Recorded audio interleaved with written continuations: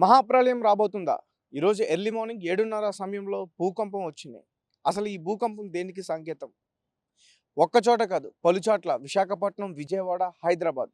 అసలు ఎవరు ఊహించకూడరు హైదరాబాద్‌లో వస్తుందని. కానీ హైదరాబాద్‌లో కూడా కొన్ని భవనాలు ఊగాయి. అంటే కలియుగం అంతమయ్యి సత్యయుగం రాబోతుందా? అసలు ఏం చెప్తున్నారు? దీనికి సంబంధించి ప్రస్తుతం మనతో పాటు మాట్లాడడానికి శివరుద్ర సాధు గారు ఉన్నారు. ఆయన్ని అడిగే ప్రయత్నం చేద్దాం. గురుగారు నమస్తే. నమస్కారం. మీరు వినే ఉంటారు భూకంపం ఈరోజు సంభవించింది ఎర్లీ మార్నింగ్. సో, అసలు దీనికి దేనికి సంకేతం అంటారు? గతంలో మనం మాట్లాడుకున్నట్టుగా ఒక భూకంపం అనేది దేనికొస్తుంది? ఒకప్పుడు తాటి మట్టలతోని మాత్రమే ఇల్లులు కట్టేవాళ్ళు. ఒకసారి చూసారా ఇప్పుడు హైటెక్ సిటీ, ఆ సిటీ, ఈ city, modern city, ultra city అని హ్మ్. ఎన్ని విధాలుగా భవనాలను కడుతూ ఉన్నారు. భూమిని తవ్వుతూ ఉన్నారు. పెద్ద పెద్ద ఎలక్ట్రిక్‌గా పెద్ద పెద్ద పోల్స్ వాడుతూ ఉన్నారు. దీనికి తోడుగా ఆడపిల్లలపై జరుగుతున్న అత్యాచారాలే కానీ, గుడులపై వచ్చి ప్రత్యక్షంగా ధ్వంసం చేస్తూ ఉన్న సీసీ ఫుటేజ్‌లు, రికార్డులు మరియు ప్రభుత్వాల స్పందన లేక, పీఠాధిపతుల స్పందన లేక, సాధువుల స్పందన లేక, అఘోరాల స్పందన లేక, ప్రజల స్పందన లేక, మరి ప్రకృతి ఇంతకంటే గొప్ప పని ఏమి చేయగలదు? ఇలాంటి పరిస్థితులన్నీ చూసి ఆడపిల్లకి రక్షణ లేని మనము, దేవుళ్ళ గుడిలో దేవతా విగ్రహాలకి రక్షణ లేని మనము, హ్మ్. ఈ సమాజం నుంచి ఏమి నేర్చుకోవాలి? భవిష్యత్తుకి ఏమి ఇవ్వాలి? మీరడిగిన ఈ ప్రశ్న. ఇప్పుడు నన్ను మీరు అడిగారు కదా! అలాగా ఎంతమంది ఈరోజు వచ్చేసి భూకంపం వచ్చింది అనంటే, ఇక్కడ బిల్డింగ్‌లు, గోపురాలు అనడానికి పర్మిషన్స్ అన్నీ ఇస్తున్నారుగా మరి.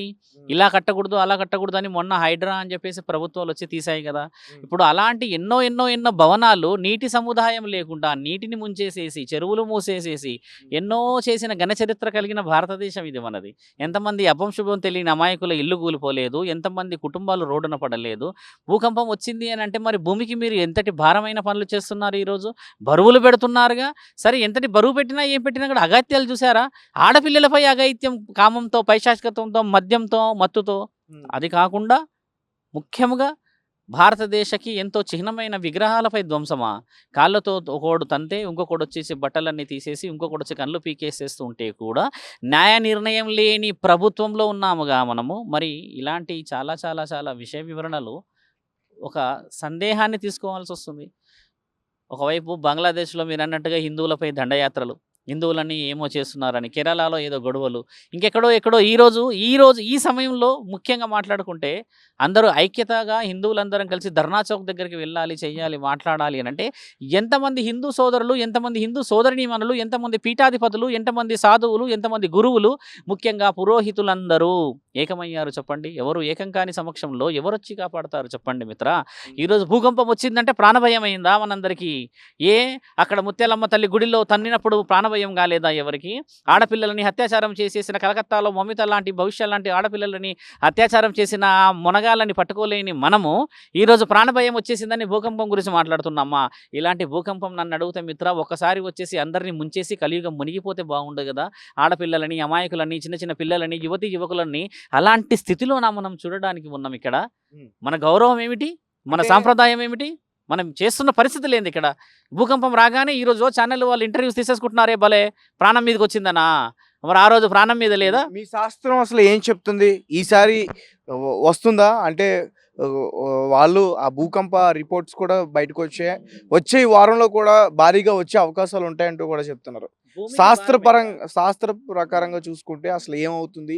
ఏం జరగబోతుంది? 2012 అన్నారు, 2027 అన్నారు, 2022 అన్నారు, ఇప్పుడు 2024 డిసెంబర్ ఇది. సంవత్సరానికి ఆఖరి నెల. అసలేంటి? చూడండి మిత్ర, ఇలాంటి అవకతవకలు పరమాత్ముడిలో మనం చూస్తే ఆటల్లో లాగా ఉంటుంది. 'ఆట కదరా శివ' అని ఒక పాట కూడా ఉంది మీకు. ఇప్పుడు త్యాగం అనేది చాలా తగ్గింది ఇక్కడ. ముఖ్యంగా మాట్లాడితే మన దగ్గర దాష్టికాలకి దారి ఎక్కువైంది. గత 3 నెలల్లో చూడండి మిత్రా, ఎన్ని విషయాలుగా గుడిలే కానీ, ఆడపిల్లల పైన నిర్ణయం చేసినట్టు ఇంతవరకు రాలేదు. ఏ విషయంలో కూడా ఒక మీరన్నట్టుగా స్టాండర్డ్ డాక్యుమెంటెడ్‌గా ప్రూఫ్ చేశాము, వీళ్ళని శిక్షించాము అనేది రాలేదు. అటు ఆడపిల్లల పైన గానీ, ఇటు గుడిల పైన కానీ, ఇటు మానవతా దృక్పథంతో ఆలోచిస్తున్న దేని విషయంలో కూడా రాలేదు. ఇలాంటిది రాని సమక్షంలో మహాప్రళయం అనేది వచ్చినప్పుడల్లా పరమాత్ముడు ఒక మార్గాన్ని పెట్టి ఉంచాడు. దాంట్లో అయితే ఆయన ఎప్పటికి కూడా ఆయన నీతి నిజాయితీ ఎప్పుడు తప్పలేడు. నువ్వు పూజించినా, పూజించకపోయినా అయినా నీకు 3 పూటల భోజనం ఏదో విధంగా కలిగించాడు. నువ్వు ఎన్ని కష్టాలు పడ్డా నీకు గూడు, నీడ తర్వాత కావాల్సిన వసతులైతే ఇచ్చాడు గదా! మరి మనం కాపాడుకోవాల్సిన ధర్మం అంతా ఎక్కడికి పోయింది? మనం చూసుకోవాల్సిన సాంఘికమైన ఆలోచనలు, సంఘీభావంతో ఉన్న ఆలోచనలన్నీ ఎక్కడికెళ్ళాయి? ఈరోజు ఈ భూకంపమో లేకపోతే రానున్న ప్రళయమో అంటే ఇలాంటి ప్రళయాలు ఇంకా 100 చూడాలి మానవ శరీరం మారనంత వరకు. సత్యయుగం వస్తుందా అనంటే అంత సులభంగా సత్యయుగం రాదు. ఇది మొదలే, పాపం పండలేదు, ఇంకా పండాల్సిన సమయానికి దారి తీస్తూ ఉన్నాము కదా! దీన్ని అరికట్టాలి అంటున్నాను. అందరం మానవతా దృక్పథంతో ముందుకు రావాలి. పీఠాధిపతులు రావాలి, పెద్ద పెద్ద గురువులు రావాలి, సాధువులు రావాలి, సద్గురులు రావాలి. ఆశ్రమాల్లో కూర్చొని ఇది నా ఆశ్రమం అని చెప్పేసి ఆ ఆశ్రమం గురించి గొప్పలు చెప్పుకుంటూ కూర్చుంటున్నారు. ఎక్కడ గురువులయ్యా వీళ్ళంతా? ఎక్కడ సాధువులయ్యా వీళ్ళంతా? ఒకడు జుట్టు పట్టుకున్నాడు అంటాడు, ఇంకొకడు కూర్చున్నాడు మా ఆశ్రమం గొప్పతనం అంటాడు, ఒకడు నీటితో వెలిగించామంటాడు, ఒకడు సూర్యుడితో వెలిగించామంటాడు. ఎవరికి కావాలి మీ దీపాలు? ఎవరికి కావాలి మీ ఆరాధనలు? ఎవరికి కావాలి మీ పూజా నైవేద్యాలు? మానవ శరీరాన్ని ఎత్తుకున్న ఆడపిల్లలని, గుడులు గోపురాలని ధ్వంసం చేస్తున్న నీవు బయటికి రాకుండా, ప్రశ్నించకుండా, అడగకుండా నీ ఆశ్రమంలో కూర్చొని భజనలని అజనలని చేసుకుంటూ కూర్చుంటే ఎవరికి న్యాయం జరుగుతుంది? ఇక్కడ మానవత దృక్పథంతో వేదాలు చదువుతూ అయిపోతుందా? వేదాల్లో ఏం రాసింది? ధర్మం కాపాడాలని. ధర్మం ఎవడు కాపాడతాడు? మానవ శరీరమే కాపాడేది, కారణ జన్ములే కదా కాపాడేది. గురువులు పీఠాధిపతులు బయటికి రాకుండా వాళ్ళ ఆశ్రమాల్లో వాళ్ళు కూర్చొని వాళ్ళు తానా అంటే తందానా అని చెప్పేసి భజనలు చేసుకుంటూ కూర్చుంటే శాస్త్రం కాపాడబడుతుందా? చేస్తున్నారుగా పూజలు, చాలా మంది పూజలు చేశారు. ఆడవాళ్ళు చేస్తున్నారుగా ఇంట్లో పూజలు. బయటికి ఎందుకు రావట్లేదు? వీళ్ళందరికీ శాతాలు కావట్లేదా? చేతగాని దద్దమ్మలా వీళ్ళంతా బయటికి ఎందుకు వెళ్ళట్లేరు? ఈరోజు శివరుద్ర సాధు మాట్లాడితే, మొన్న ఇంకొకరు మాట్లాడితే, అంత ముందుకు ఒకరు మాట్లాడారు కదా. మరి ఎంతమంది అయ్యా ఈరోజు బయటకు వచ్చి కూర్చున్నారు? ఛానల్లో కూర్చొని ఓ దేశ సంపద గురించి మాట్లాడతారు, దేశ రక్షణ గురించి మాట్లాడతారు. బయటికి రోడ్డుపైకి రండి చూస్తారుగా మాట్లాడడానికని. ఎంతమంది వచ్చారు ఈరోజు మహాచౌక్ ధర్నా దగ్గరికి? రాలేరు కదా.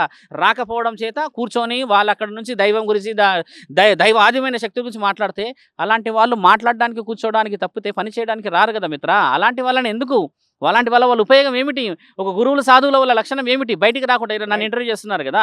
అలాగే ఇలాంటి ప్రళయాలు 100 రావాలి, 100 మంది చనిపోవడమే తథ్యం కదా. ఇలాంటి బతుకు చూడడం కంటే వచ్చే ప్రళయానికి మానవులు తల వంచక తప్పదా? ఏం చేయలేమా? తల వంచాల్సిందే. తల వంచకపోతే మహాప్రళయం మహాముఖంటి దగ్గర నుంచి చూడాల్సిందే. గంగని నెత్తి మీద పెట్టుకున్నవాడు, మంట అంటే అగ్నిని వచ్చేసి నుదుటి మీద పెట్టుకున్నవాడు, గరళాన్ని గుండెలో దాచుకున్నవాడు, అబ్రబ్రహ్మలోక మానవ శరీరాన్ని కడుపులో దాచుకున్నవాడు ఏదైనా చేయగలడు.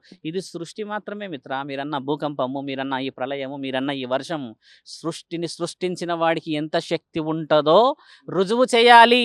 మనందరం బయటికి రావాలి. మనం కదలకపోతే, మనం ఈరోజు కదం తొక్కకపోతే మరి ఎంతమందికి అవమానాలు జరుగుతున్నాయి? భారతదేశం మీద ఎంతమంది తక్కువ చూపేస్తున్నారు?